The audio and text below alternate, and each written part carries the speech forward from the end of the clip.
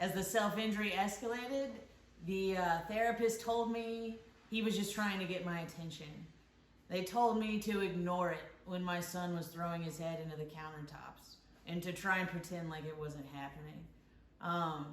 This was the moment when I really knew that I had to take his health into my own hands, because all the people that I was told to seek for advice and expertise, nothing they were recommending provided any benefit whatsoever. And at this point, it didn't make logical sense to me.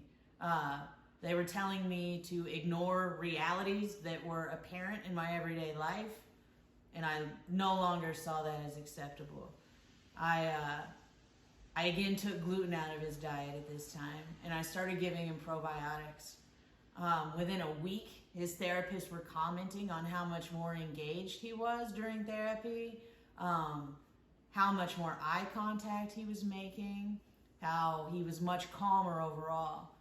And they asked me what I did. They asked me, did you change something? What have you done? Like, there was a stark difference that was not just my subjective parental viewpoint, but the therapist saw as well. So though he made these little improvements, the self-injury continued, the therapy continued, and I knew there was still more left to uncover. I joined a lot of Facebook parent groups for support at this time, and also made contact with somebody who had done the biomedical approach for their son with a lot of success, and they referred me to a functional medicine practitioner near me. I reached out to him and made an appointment, not expecting much to come from it, thinking it was likely snake oil and not rooted in reality.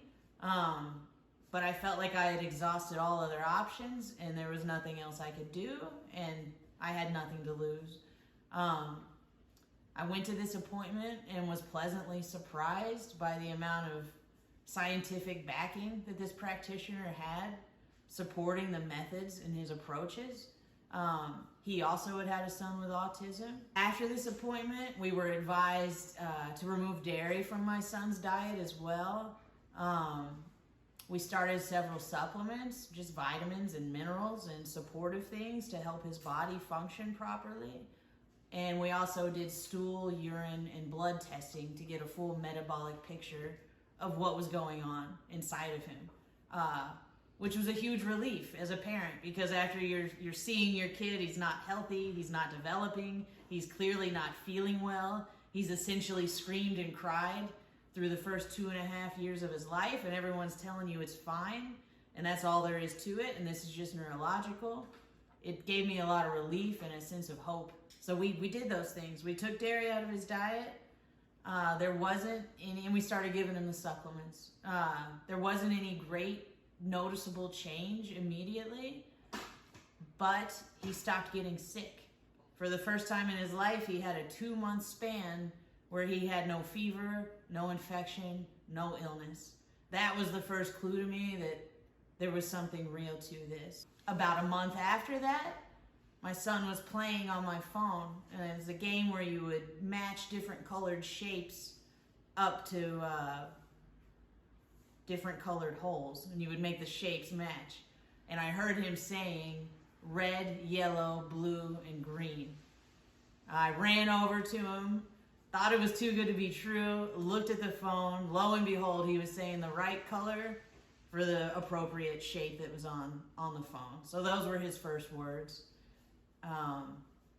And I was thrilled to hear his voice. We got the results of the blood testing around this time, and it showed dozens of low-level allergies to foods that he ate every single day. So in addition to not giving him gluten or dairy, we also removed soy, we also removed corn, and started chipping away at all the other foods that were causing allergic reactivity in his diet. We also got the results of the stool and the urine testing back, which showed that he had significant overgrowth of strep in his gut, as well as an overgrowth of yeast.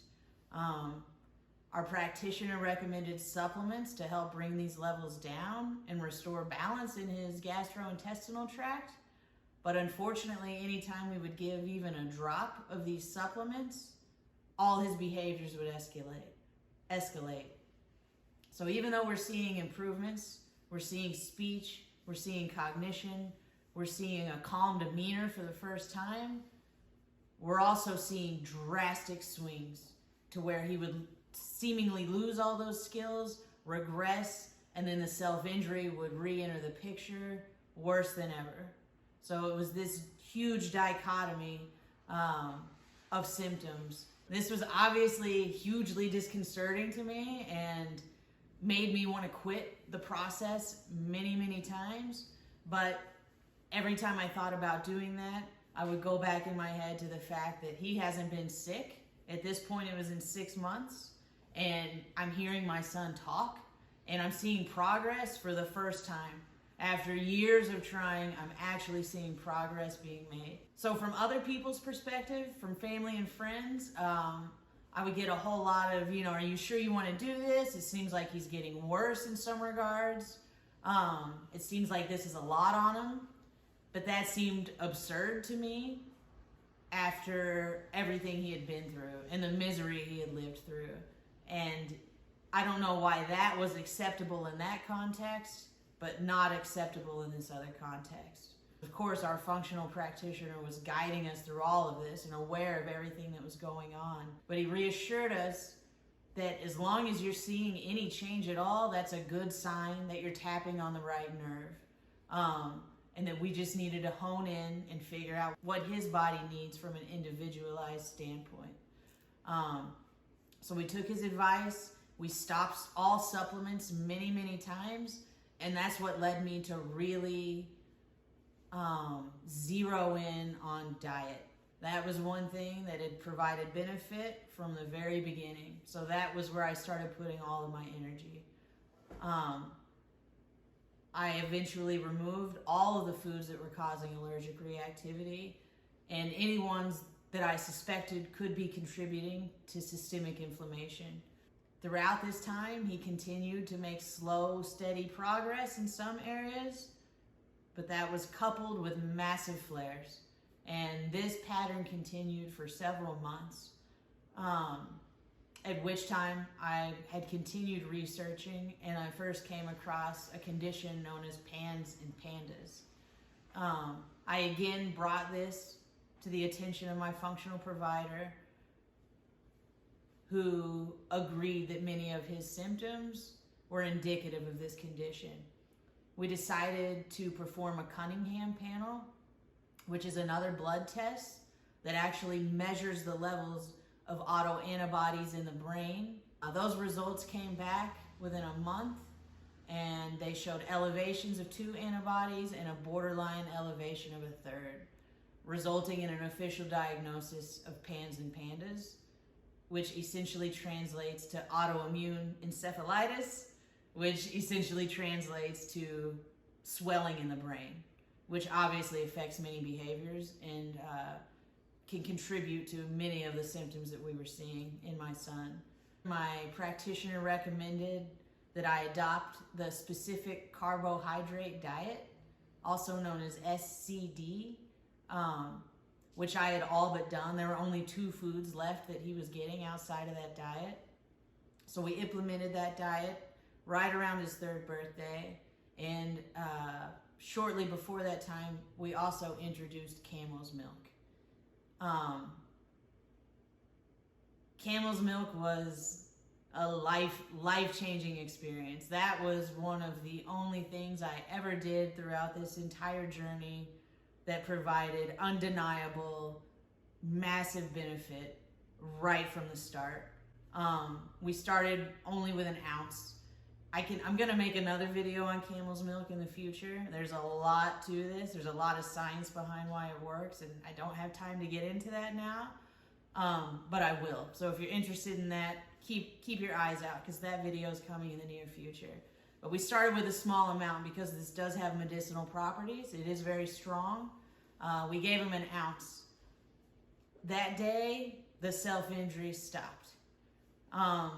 The things that would typically make him melt down throughout the day, which we knew and we were prepared to handle, For instance, I remember turning off the water in the bath. That always caused a massive meltdown. I remember that night turning off the water and we're gearing up for the self-injury and we're waiting for it to happen, and he just smiled and looked at the water dripping out of the faucet. He noticed airplanes in the sky for the first time in his life that day.